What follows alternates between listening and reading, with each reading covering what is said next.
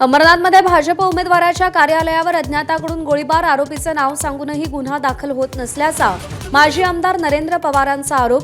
Police ठाण्याबाहेर ठिय्या आंदोलन.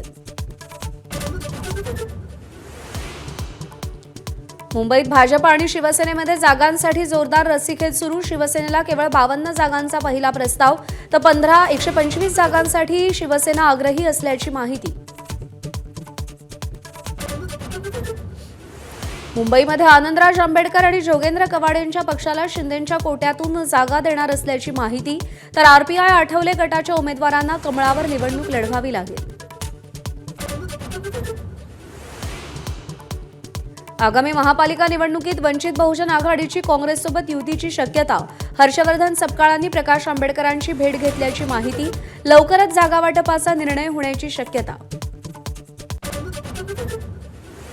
ठाकरेंच्या शिवसेनेकडून मुंबईत 70% नव्या चेहऱ्यांना संधी देणार असल्याची माहिती. आठवड्याभरात उमेदवारांबद्दल निर्णय होणार. युवा सेनेच्या पदाधिकाऱ्यांना उमेदवारी मिळण्याची शक्यता. नवी मुंबईत एकनाथ शिंदेंकडून उद्धव ठाकरे आणि काँग्रेसला दणका. एम.के. मडवी यांच्यासह ठाकरे गटाच्या 3 आणि काँग्रेसच्या 2 च्या 5 नगरसेवकांचा रात्री उशिरा शिवसेनेत प्रवेश.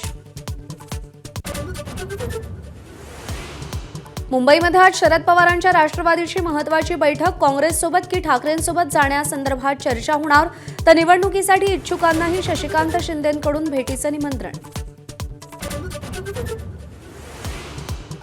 मुंबईत नवाब मलिक नेतृत्व करणार असतील तर राष्ट्रवादीसोबत महायुती अशक्य. शिंदेंच्या शिवसेनेचाही भाजपच्या सुरात सूर. अजित पवारांना बाजूला ठेवत शिंदे आणि भाजपची पहिली बैठक.